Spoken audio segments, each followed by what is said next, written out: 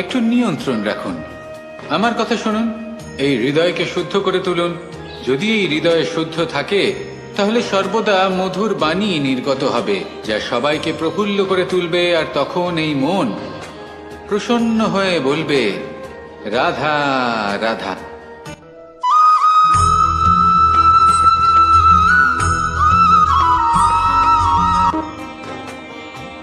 কেউ আমাকে মাখন চোর বলেন, কেউ বা আমাকে মুরলী মনোহর বলেন, কেউ আমাকে যুদ্ধ বিমুখ বলেন, কেউ বা আমাকে সুদর্শনধারী বলেন, কিন্তু আমি আসলে কে? আসুন, আজ আমি আপনাকে আমার আসল পরিচয় জানাবো। বাড়িতে সুস্বাদু মাখন থাকা সত্ত্বেও গোপীদের কাছে সুমধুর ভালোবাসাপূর্ণ বকুনি খাওয়া যে ভালোবাসে, সেই হলো কৃষ্ণ। আঙুলে সুদর্শন চক্র থাকা সত্ত্বেও যে রথের লাগাম ধরে থাকবে সেই সিদ্ধান্ত নিয়েছে, সেই হলো কৃষ্ণ।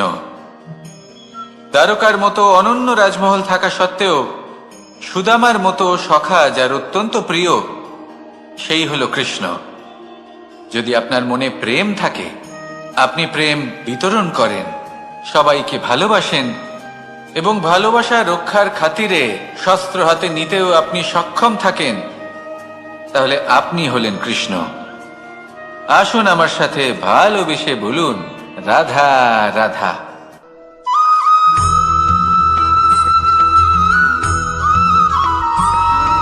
ধন, সম্পদ, ঐশ্বর্য, মানুষ হয় নিজের সৌভাগ্যের দ্বারা এগুলো লাভ করে থাকেন বা কর্মের দ্বারা। সৌভাগ্য আসলে কি? গ্রহের দশা, যা প্রত্যেক মুহূর্তে বদলাতে থাকে। কর্মের মাধ্যমে যখন আপনি ধন অর্জন করেন, তখন সেই ধন আপনার আগামী প্রজন্ম লাভ করে। সেটা হয় সে ভোগ করে বা তার জন্য তার ভোগান্তি হয়। আর এটা নির্ভর করছে আপনার কর্মের ওপরে।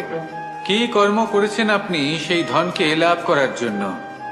যদি আপনি সৎ পথে চলেন, নিষ্ঠা ভরে আপনি কর্ম করে থাকেন এবং তার ফলে আপনি ধন অর্জন করে থাকেন, তাহলে আপনার আগামী প্রজন্ম সেটা ভোগ করবে, সেটা প্রয়োগ করবে নিজের বিকাশের জন্য। কিন্তু যদি আপনি কুকর্ম করে থাকেন, কোন রকম ছলনা করে থাকেন এই ধন লাভ করার জন্য, তাহলে 100% আপনার আগামী প্রজন্মকে এর জন্য ভুগতেই হবে। তাহলে আপনি কি চাইবেন? যে আপনার আগামী প্রজন্ম সুখ ভোগ করবে, নাকি আপনার কুকর্মের পরিণাম ভোগ করবে? নির্বাচন আপনারই। আসুন আমার সাথে ভালোবেসে বলুন, রাধা রাধা।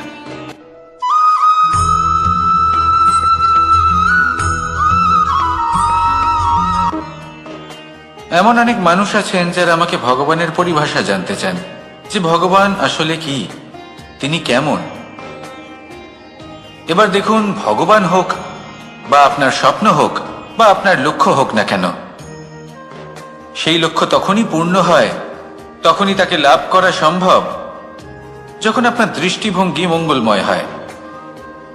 যখন আপনি নিজে মনে করবেন যে আমি যেটা পেতে চাইছি তা শুভ। উদাহরণস্বরূপ, কোনো পাখিকে দেখুন, সে গাছের ডালে বসে এবং সেখানেই বিশ্রাম করে, কিন্তু পড়ে না। কেন?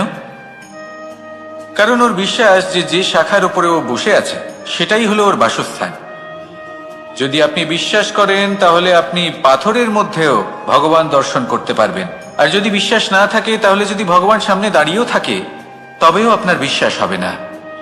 তাই বিশ্বাস করতে শিখুন। এই বিশ্বাসের আধারেই আপনি সেই সব কিছু পাবেন যা আপনি পেতে চাইছেন।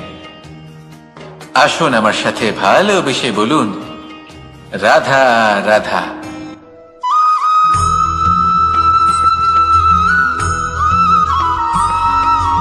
মাতা পিতার মনে সবসময় এই বাসনা বাস করে যে ওনাদের সন্তানের যেন মঙ্গল হয়।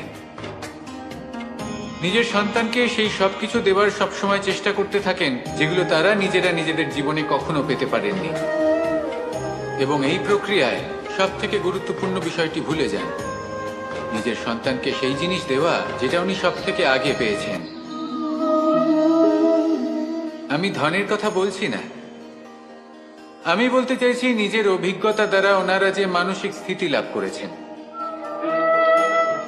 ওনারা যে মর্যাদা লাভ করেছেন, যে শিক্ষা ওনারা লাভ করেছেন, সবার আগে নিজের সন্তানকে সেটা দেওয়া প্রয়োজন।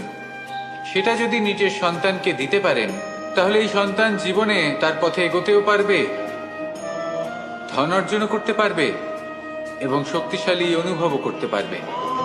সেই জন্য সন্তানকে সবার আগে সেটা দান করুন যেটা সব থেকে বেশি মূল্যবান। সেটা দিন যেটা আপনি সবার আগে লাভ করেছেন। আসুন আমার সাথে ভালোবেসে বলুন, রাধা রাধা। কখনো কখনো আমরা খুব ব্যথিত হয়ে পড়ি। আমরা নিজেদের পরিবারের জন্য এত কিছু করি আর তারা আমাদের দেখলেই ভয়ভীত হয়ে পড়ে, আমাদের দেখলে বিরক্ত হয়। কখনো নিজেদের সন্তানকে বিকাশের পথে অগ্রসর করার জন্য আমরা তাদের উপর একটু জোর দিই যাতে তারা পরিশ্রম করে, কিন্তু সেই সন্তান আমাদের উপর বিরক্ত হয়ে পড়ে। কখনো সন্তানকে সঠিক শিক্ষা দেওয়ার জন্য আমরা তাদের কিছু সীমা নির্ধারিত করি, তখন সেই সন্তানের চোখে নিজেদের জন্য আমরা ঘৃণা দেখতে পাই। মানুষ কেন ব্যথিত হবে না? দেখুন, যখন সূচের দ্বারা আপনি বস্ত্র সেলাই করেন, তখন সূচের আঘাত সেই বস্তুকে সহ্য করতে হয়, কিন্তু তাতে সেই সূচ বা আপনার উদ্দেশ্যে কোনো প্রভাব পড়া উচিত নয়, কারণ আপনি তো আপনার কর্ম করছেন, আর তাও পূর্ণ নিষ্ঠা ভরে, এবং অবশেষে আপনার উদ্দেশ্য শুভ প্রমাণিত হবে। তাই কেউ বিরক্ত হচ্ছে বলে বা কারোর চোখে নিজের প্রতি ঘৃণা দেখার ভয় কখনো পিছিয়ে যাবেন না। কষ্ট না করে বিকাশ সম্ভব নয়। কর্ম করতে থাকুন, সব কিছু শুভ হবে। আসুন আমার সাথে ভালোবেসে বলুন, রাধা রাধা।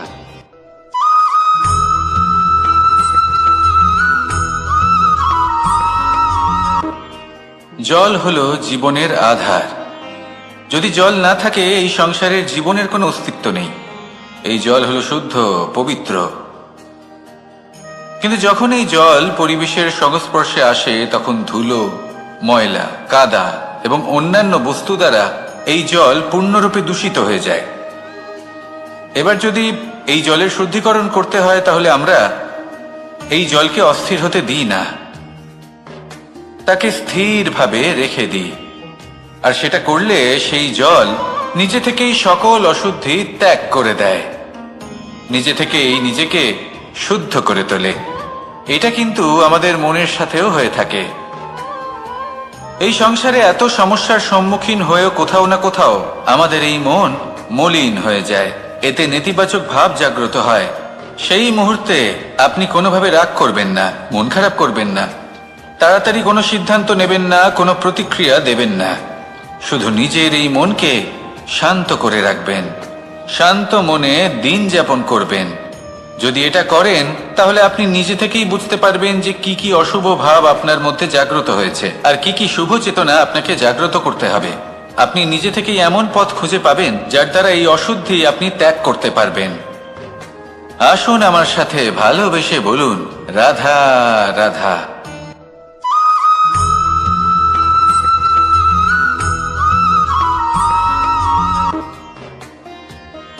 প্রেমের পরিভাষা আসলে কি?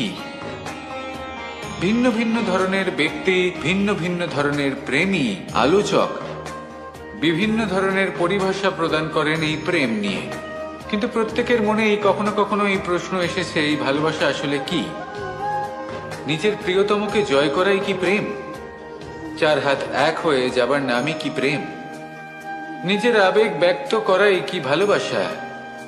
না, প্রেমের অর্থ কাউকে লাভ করা নয়, বরং তার মাঝে বিলীন হয়ে যাওয়া।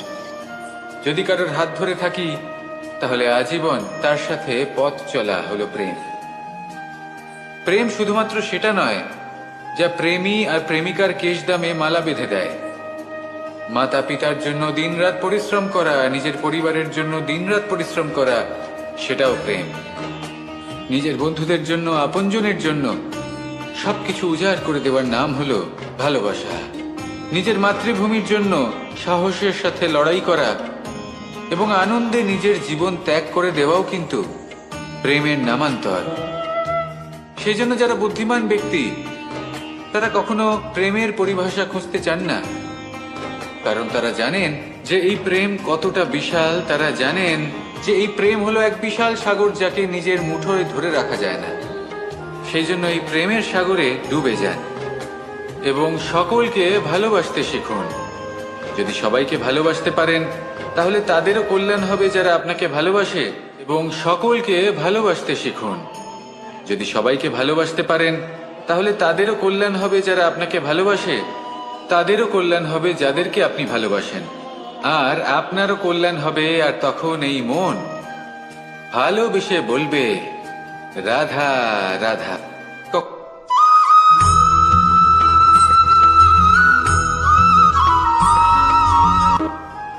যদি আপনি নিজের জীবনে প্রকৃত বন্ধু নির্বাচন করতে চান তাহলে তার আগে দর্পণ আর ছায়া এই দুইয়ের বিশেষত্বর বিষয়ে জানাটা অত্যন্ত প্রয়োজনীয়। দর্পণ কি করে থাকে? যখনই আপনি দর্পণের দিকে তাকাবেন ও শুধুমাত্র আপনাকে সত্যের সাথে অবগত করাবে, ও আপনাকে কখনো মিথ্যে বলবে না। সেখানেই যদি ছায়ার কথা বলি তাহলে দেখুন ছায়া কি করে। সব সময় আপনার সাথে থাকে, কখনো আপনার সঙ্গ ত্যাগ করে না। এবার আপনার জীবনে যদি এমন কোনো বন্ধু আসে যে সবসময় আপনাকে সত্য কথা বলবে, আপনার অপগুণের বিষয়ে যদি আপনাকে বলে কিন্তু তাও সে সত্যিই বলবে, তাহলে তার উদ্দেশ্য কিন্তু আপনাকে দুঃখ দেওয়া নয়। সে আপনার অজ্ঞানতা, আপনার ভ্রম দূর করতে চায়। যদি আপনি কোনো অনুচিত পথে চলতে থাকেন তাহলে সে আপনাকে বাধা দিতে চায়। আর যদি সেই মিত্রই ছায়া সঙ্গীর মতো হয়, সে কখনোই সুখ দুঃখে আপনার সঙ্গ ত্যাগ করবে না। তার উদ্দেশ্য হলো সবসময় আপনাকে রক্ষা করা। তাই এরকম দর্পণ বা ছায়ার মতো কোনো বন্ধু যদি আপনার জীবনে আসে তাহলে তাকে কোথাও যেতে দেবেন না। সে আপনার জীবনকে সুখময় করে তুলবে। আর যদি আপনার জীবনে উপস্থিত বন্ধু এমন না হয় তাহলে তাকে নিজের থেকে দূরে করে দেওয়াই বাঞ্ছনীয়। তাহলে দর্পণ আর ছায়ার মতো প্রকৃত এবং ভালো বন্ধুকে নিজের জীবনে স্থান দিন, আর আমার সাথে ভালোবেসে বলুন, রাধা রাধা।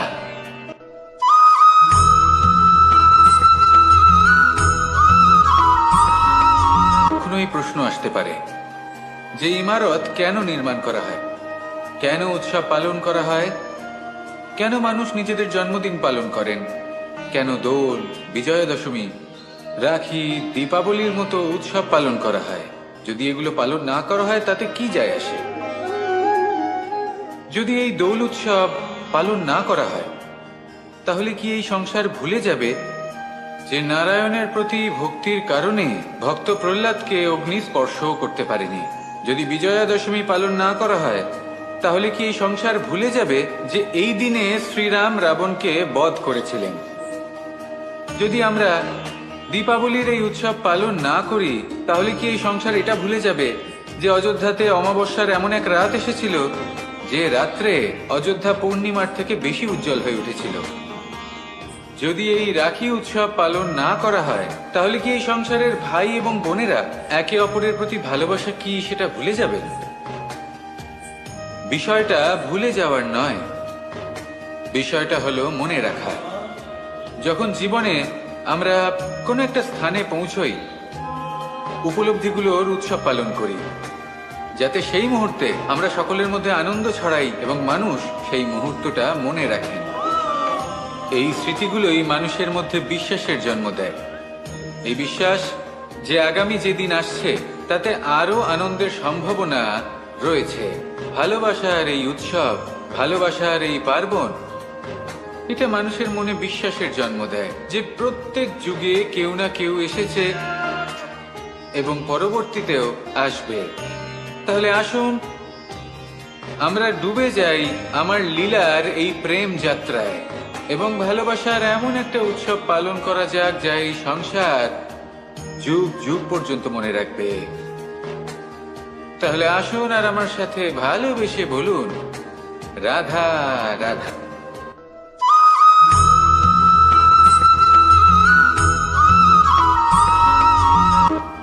আমাদের এই জীবন, তাতে এই যে সময় চক্র, তা তিনটি ভাগে বিভক্ত। এক হলো অতীতকাল, ফেলে আসা অতীত, তারপরে আসে বর্তমান, এখনকার এই মুহূর্ত, আর তারপর আসে আগামীকাল অর্থাৎ ভবিষ্যৎ। এবার এখানে সবথেকে গুরুত্বপূর্ণ হলো অতীতকাল, ভবিষ্যৎকাল, ফেলে আসা অতীত এবং আগামী সময়। কেন? কারণ এই দুইয়ের উপর নির্ভর করছে যে আপনি বর্তমানে কি করতে চলেছেন। শুধু প্রয়োজন হলো সঠিক দৃষ্টিভঙ্গির। অতীতকালকে যদি আপনি একটি দৃষ্টিভঙ্গি থেকে দেখেন, তাহলে অতীতকালে আপনি দুঃখও দেখতে পাবেন, যন্ত্রণাও দেখতে পাবেন। অন্য কোনো দৃষ্টিভঙ্গি থেকে দেখলে আপনি অতীতকাল থেকে শিক্ষাও লাভ করবেন। এবার এই শিক্ষা অনুসারেই বর্তমানে কর্ম করা উচিত। এবং যদি ভবিষ্যতের কথা বলি, তাহলে বলবো ভবিষ্যতের কথা ভেবে আপনি আজ অবশ্যই চিন্তিত হতে পারেন। অন্য একটি দৃষ্টিভঙ্গি থেকে দেখলে এই ভবিষ্যতেই আপনি একটি লক্ষ্য, একটি উদ্দেশ্য দেখতে পাবেন, যে আপনি কি করতে চান, কি লাভ করতে চান। এবার সেই অনুসারে বর্তমানে কর্ম করা উচিত, ভবিষ্যৎ এবং অতীতকাল অনুসারে। এভাবেই যদি জীবনে কর্ম করতে থাকেন, আপনার এই বর্তমানের দিনগুলো আপনি একটু নতুনভাবে বাঁচতে পারবেন। এভাবেই যদি জীবনে এগোতে থাকেন, তাহলে আপনার জীবনে আনন্দের উদ্ভব হতে কেউ বাধা দিতে পারবে না। আসুন আমার সাথে ভালোবেসে বলুন, রাধা রাধা।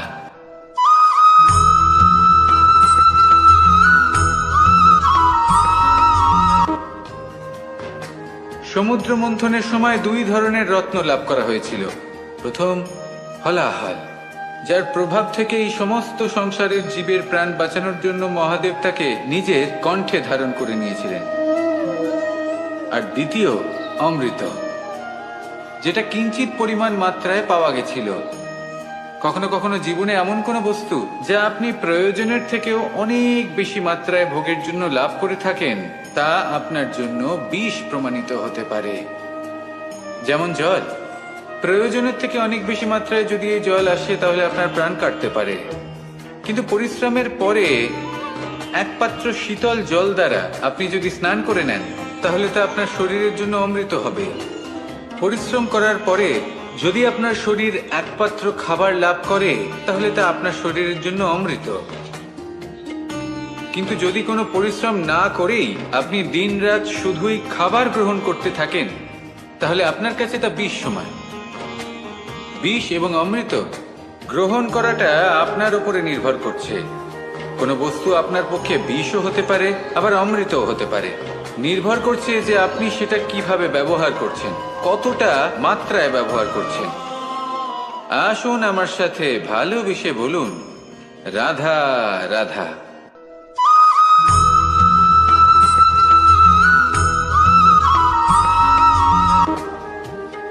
সুখ, দুঃখ, মৃত্যু, মহামারী, এগুলো কখনো বলে আসে না, আবার জিজ্ঞাসা করেও আসে না। এমনই হয় দ্রুত ক্রীড়ার এই খেলায়। এক কারাগারের মতো, একটা মাকড়সার জালের মতো। যেমন একটা মাকড়সার জাল একটা পোকাকে নিজের দিকে আসতে আকর্ষিত করে, নিজের চমকের দ্বারা, নিজের গঠন দ্বারা। সেরকমই দ্রুত ক্রীড়ার এই খেলা মানুষকে নিজের দিকে আসতে প্ররোচিত করে। শেষে গিয়ে মানুষ আটকা পড়ে। পার্থক্য শুধু এটাই, যখন এক পোকা এই জালে জড়িয়ে পড়ে, তখন সে তার প্রাণ হারায়। মানুষ যখন এই দ্রুত ক্রীড়ায় আকর্ষিত হয়, সে নিজের মান, নিজের ধন সব কিছু হারায়, নিজের বিবেক হারিয়ে ফেলে। কিন্তু আপনি আপনার বিবেক কখনোই হারাবেন না। যদি আপনার মনে লোভ চলে আসে, আপনি লোভী হয়ে ওঠেন। যদি আপনি দ্রুত ক্রীড়ার এই খেলায় আটকা পড়েন, তাহলে মনে রাখবেন, এই খেলা থেকে ফিরে আসা প্রায় অসম্ভবই বলা যায়। নিজের বিবেক কখনো হারাতে দেবেন না, কারণ বিনাশ আসার প্রথম লক্ষণ হলো বিবেকের বোধ চলে যাওয়া। এই প্ররোচনায় কখনো পা দেবেন না। আর আমার সাথে ভালোবেসে বলুন, রাধা রাধা।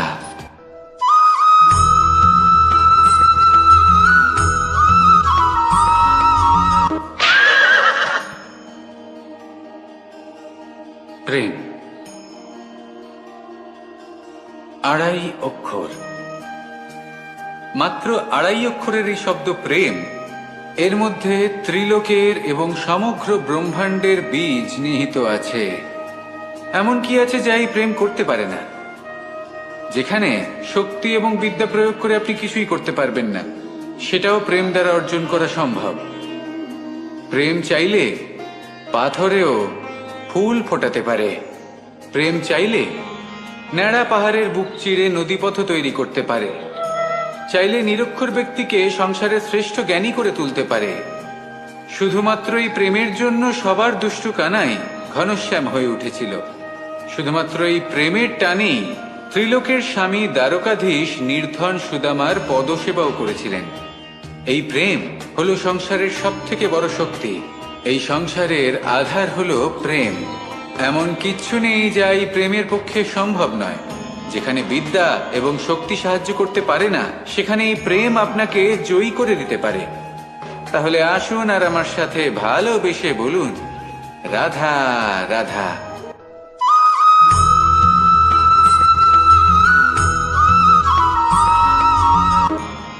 বরদান এবং অভিশাপ, এই দুই হলো একই মুদ্রার দুটি পিঠ।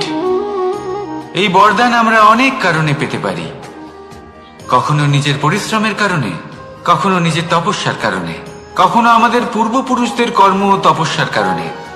কিন্তু এই বরদান কতক্ষণ বরদান থাকবে তা আমরা নিশ্চিত করতে পারি না। তা সুনিশ্চিত করে শুধুমাত্র আমাদের কর্ম। যদি আপনাকে উদাহরণ দিই, আপনি রেশমের কীট দেখেছেন? ও বরদান পেয়েছে যে ও নিজের সুরক্ষার জন্য খোলস বানাতে পারে। এবারও তাতে এত মত্ত হয়ে যায় যে এমন এক আবরণ বানিয়ে ফেলে যাতে সে নিজেই আবদ্ধ হয়ে চাপা পড়ে মরে যায়। এটার তাৎপর্য কি? তাৎপর্য খুবই সরল। গর্ব করা খুবই ভালো, কিন্তু অহংকার করা কখনোই উচিত নয়। যদি অহংকার মনের মধ্যে প্রবেশ করে, তাহলে এই বরদান অভিশাপে পরিণত হতে সময় লাগে না। আর যদি কর্মশ্রেষ্ঠ হয়, তাহলে অভিশাপ বরদানে পরিণত হয়।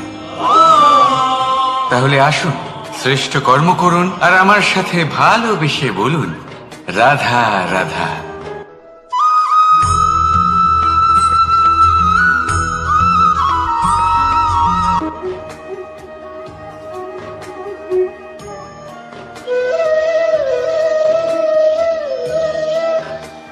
কর্ম এবং ফল, দেখতে গেলে এই সমস্ত ব্রহ্মাণ্ড এই দুইয়ের মাঝেই স্থির হয়ে আছে। মানুষজন কর্ম করেন ভালো ফল লাভের আশায়, আর ভালো ফল লাভের আশায় উনি এটাই ভুলে যান যে উনি যে কর্ম করছেন তা কি করছেন। আমি বলেছিলাম কর্ম করুন ফলের চিন্তা না করে, কিন্তু কি কর্ম করছেন সেই বিষয়ে ভাবাটাও অত্যন্ত আবশ্যক। নয়তো অনেক সময় আমরা এমন কর্ম করে ফেলি যা না চাইতেও বিষে পরিণত হয়। যা হয়েছে দুঃশাসনের সাথে, দুর্যোধনের সাথে, গুরু দ্রোণের সাথে। একজনের মানসিকতা উচিত ছিল না, একজনের বিবেক উচিত ছিল না, আরেকজন যে পক্ষ নির্বাচন করেছিলেন সেই পক্ষ উচিত ছিল না। আর যা কিছু ওনাদের সাথে হলো, আপনার আমার আমাদের সকলের সাথে তা হতে পারে। আমি বলেছিলাম কর্ম করুন, ফলের চিন্তা করবেন না, কিন্তু এই কর্মের বিষয়ে বিচার করে দেখাটাও ততটাই আবশ্যক। দেখুন, কর্ম করার উচিত প্রক্রিয়া ফলের চিন্তা না করা, কিন্তু যদি আপনার কর্ম শুভ হয় তাহলে তার ফলও নিয়তি আপনাকেই দেবে। সর্বদা কর্ম করার সময় এটা ভাবুন যে আপনার এই কর্ম এই সংসারকে, এই সমাজকে, আপনার পরিবারকে, আপনার আশেপাশের মানুষজনকে কোন দিশায় নিয়ে যাবে। যদি এটা সবার জন্য মঙ্গলময় হয় তাহলে কর্ম করতে থাকুন। আর হ্যাঁ, নিশ্চিত রূপে ফলের চিন্তা করবেন না। আসুন আমার সাথে ভালোবেসে বলুন, রাধা রাধা।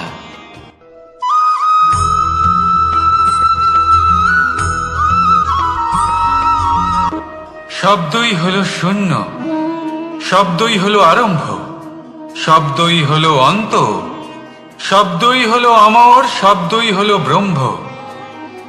এই শব্দ হলো অত্যন্ত বিশেষ। কেউ কাঁদলে তাকে হাসিয়ে তোলে, কেউ হাসলে তাকে কাঁদিয়ে দেয়। কারোর মনে উদ্দীপনা জাগিয়ে তুলতে পারে, আবার কারোর মনে কাঁটা হয়ে বিঁধে থাকতে পারে। একটা অত্যন্ত গুরুত্বপূর্ণ কথা যা বোঝা অত্যন্ত আবশ্যক। আপনার মন, আপনার হৃদয় যতই শুদ্ধ হোক না কেন, যতই পবিত্র হোক না কেন, আপনার দৃষ্টিভঙ্গি যতই স্পষ্ট হোক না কেন, যদি আপনার কথা পবিত্র না হয়, যদি আপনার শব্দ শুদ্ধ না হয়, তাহলে তা আপনাকে আপনার কর্মফল ভোগ করতে বাধ্য করবেই। একটা সহজ উদাহরণ দিই, আপনার জীবনে এমন কেউ অবশ্যই থাকবেন যাকে আপনি পছন্দ করেন না, যিনি হয়তো অধর্মী মানুষ, যিনি হয়তো দুর্বুদ্ধি সম্পন্ন মানুষ, কিন্তু তার জন্য অপশব্দ প্রয়োগ করলে তার মধ্যে কোনো পরিবর্তন আসবে না, তার মানসিকতা বদলাবে না, শুধু মনে প্রতিশোধ স্পৃহা জেগে উঠবে, মনে হিংসা জাগবে, আর কিচ্ছু নয়।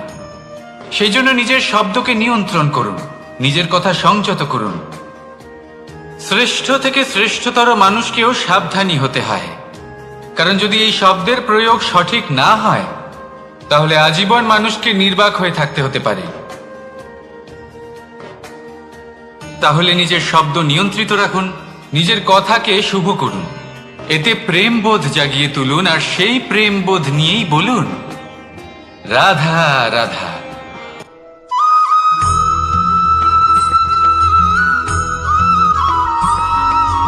বটবৃক্ষের বীজ সর্ষের দানার থেকেও ছোট হয়, কিন্তু যখন তা নিজের রূপ ধারণ করে তখন তা বিশাল বৃক্ষের আকার ধারণ করে, যা সহস্র বছর ধরে বেঁচে থাকে, ছায়া প্রদান করে, পাখিদের আশ্রয় প্রদান করে, আর দেয় পথচারীদের বিশ্রাম করার স্থান। কেন? কারণ সেই ছোট বীজ তা মাটির ভেতরে গিয়ে নিজের খোলস ত্যাগ করে। অন্ধকারে থাকে সে, যতই আলো আসুক না কেন, যতই বর্ষা আসুক না কেন, সব সহ্য করে। আর তারপরে একটা চারা গাছ অঙ্কুরিত হয়, তারপর ধীর গতিতে একটা বিশাল বৃক্ষতে পরিণত হয়। দেখুন, জীবনে কঠিন সময় আসে, এই জন্য নয় যে আপনি হার মেনে নেবেন, এই জন্য আসে যাতে আপনি ভবিষ্যৎ নির্মাণের জন্য নিজেকে তৈরি করতে পারেন। যদি কঠিন সময়ে আপনি ওই বীজের মতো দৃঢ় হয়ে থাকতে পারেন, তাহলে আপনিও একদিন সেই বিশাল বৃক্ষের মতো নিজের অস্তিত্ব গড়ে তুলতে পারবেন, যা সহস্র বছর পর্যন্ত মনে রাখা হবে। আসুন আমার সাথে ভালোবেসে বলুন, রাধা রাধা।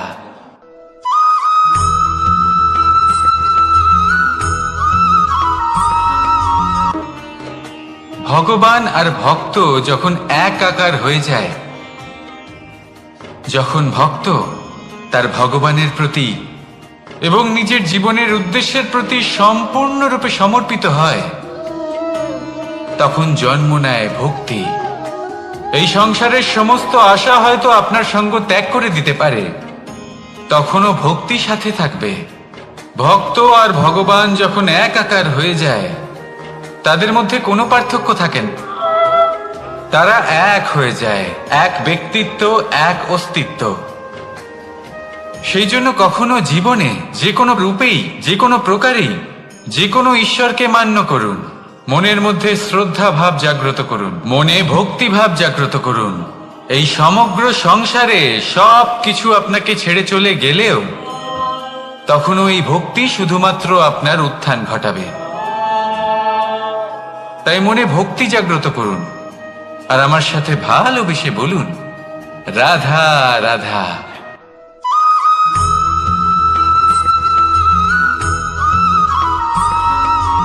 বটবৃক্ষের বীজ সর্ষের দানার থেকেও ছোট হয়, কিন্তু যখন তা নিজের রূপ ধারণ করে তখন তা বিশাল বৃক্ষের আকার ধারণ করে, যা সহস্র বছর ধরে বেঁচে থাকে, ছায়া প্রদান করে, পাখিদের আশ্রয় প্রদান করে, আর দেয় পথচারীদের বিশ্রাম করার স্থান। কেন? কারণ সেই ছোট বীজ তা মাটির ভেতরে গিয়ে নিজের খোলস ত্যাগ করে।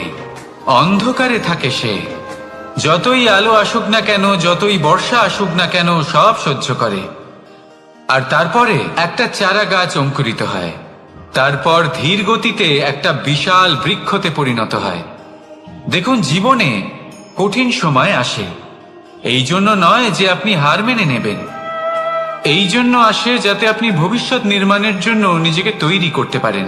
যদি কঠিন সময়ে আপনি ওই বীজের মতো দৃঢ় হয়ে থাকতে পারেন, তাহলে আপনিও একদিন সেই বিশাল বৃক্ষের মতো নিজের অস্তিত্ব গড়ে তুলতে পারবেন, যা সহস্র বছর পর্যন্ত মনে রাখা হবে।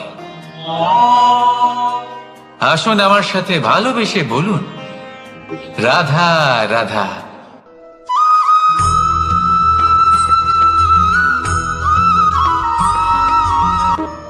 সাফল্য কে না চান? সাফল্য লাভ করার শিখরে পৌঁছানোর আলাদাই একটা আনন্দ রয়েছে। আর আপনজনদেরও কে না চান?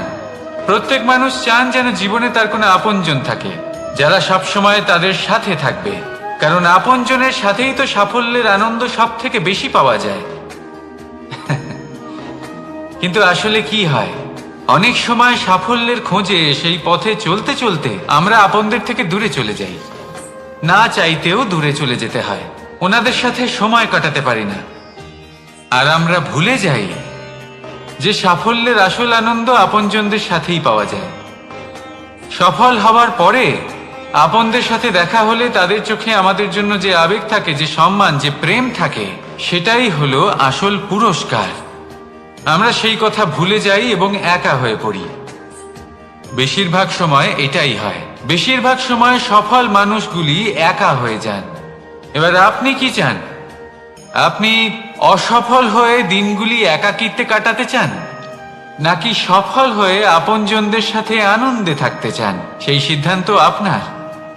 সাফল্যের পেছনে ছুটুন, নিজেকে উজাড় করে দিন, কিন্তু আপনজনদের সঙ্গ ত্যাগ করবেন না। সেই আপনজন যারা আপনার সাফল্যের জন্য দায়ী, সেই আপনজন যিনি আপনার সাফল্যে আনন্দ পান, সুখ লাভ করেন, তাদের কখনো ত্যাগ করবেন না।